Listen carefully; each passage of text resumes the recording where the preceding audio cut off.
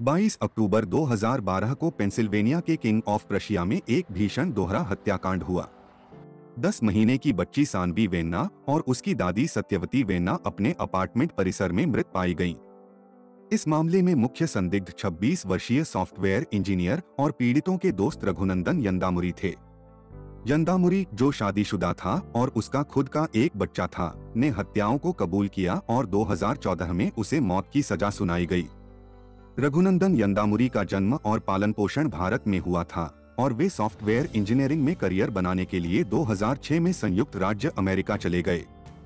रेडन स्थित सनगार्ड में नौकरी करने से पहले उन्होंने कई कंपनियों के लिए काम किया, जहां उनकी मुलाकात उनकी पत्नी कोमली यंदामुरी से हुई।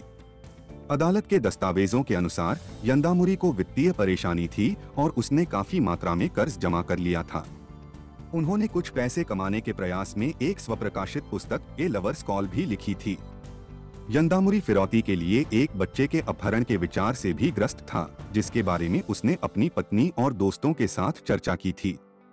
22 अक्टूबर 2012 को यंदामुरी ने अपनी योजना को क्रियान्वित किया।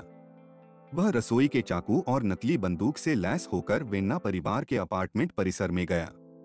वह जबरदस्ती अपार्टमेंट में घुस गया, जहां उसे सानवी और सत्यवती मिली। फिर उसने अपने माता पिता से फिरौती वसूलने की उम्मीद में सानवी का अपहरण कर लिया, जो घटना के समय बाहर थे। हालांकि बात तब और बिगड़ गई जब सानवी रोने लगी। यंदामुरी ने घबराहट में रुमाल से उसका दम घोंट दिया और फिर सत्यवती को मार डाला, क्योंकि उसने हस्तक्षेप करने की कोशिश की थी।